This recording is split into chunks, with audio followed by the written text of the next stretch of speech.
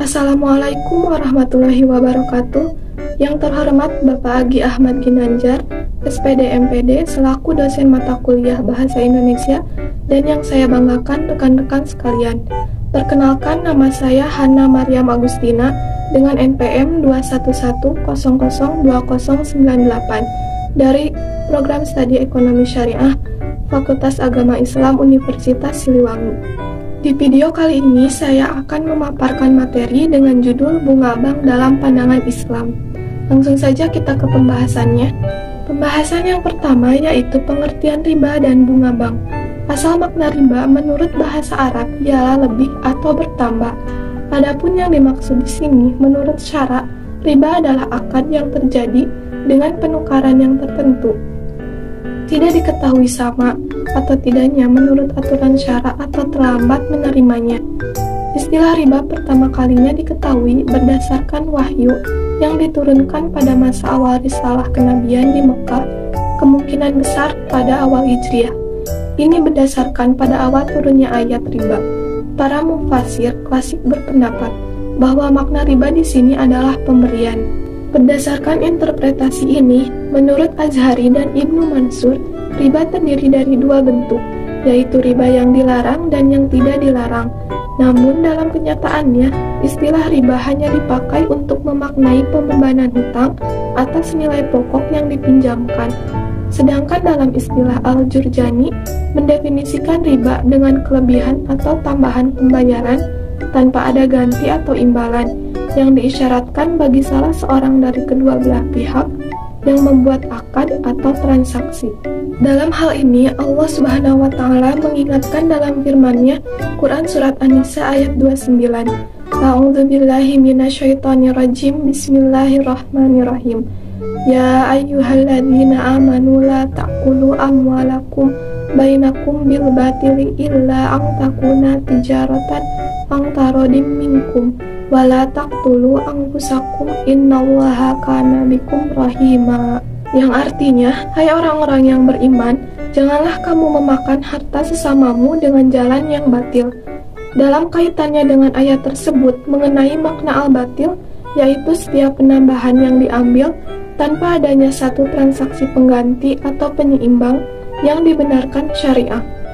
Yang dimaksud dengan transaksi pengganti atau penyeimbang yaitu transaksi bisnis atau komersial yang melegitimasi adanya penambahan tersebut secara adil, seperti transaksi jual beli, gadai, sewa, atau bagi hasil proyek. Pembahasan yang selanjutnya yaitu persamaan riba dan bunga bank.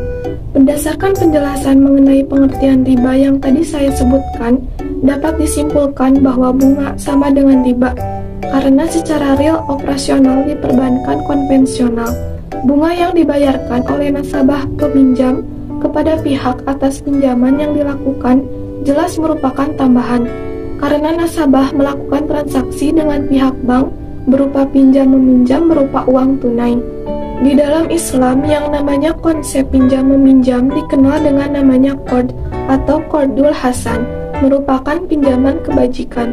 Pinjaman qard tidak ada tambahan, jadi seberapa besar yang dipinjam maka dikembalikan sebesar itu juga.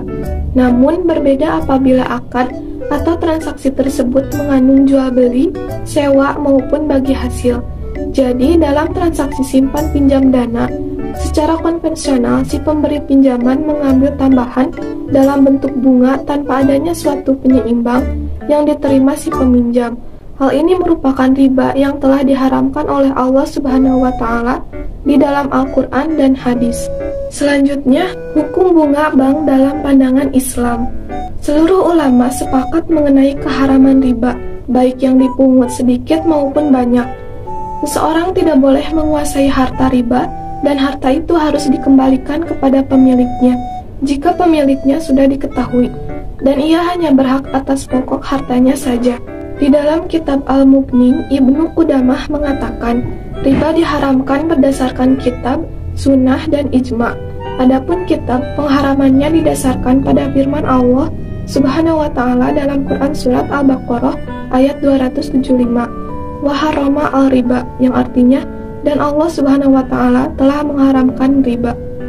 Sedangkan sunnah telah diriwayatkan dari Nabi Shallallahu Alaihi Wasallam bahwasanya beliau bersabda, jauhilah oleh kalian 7 perkara yang membinasakan.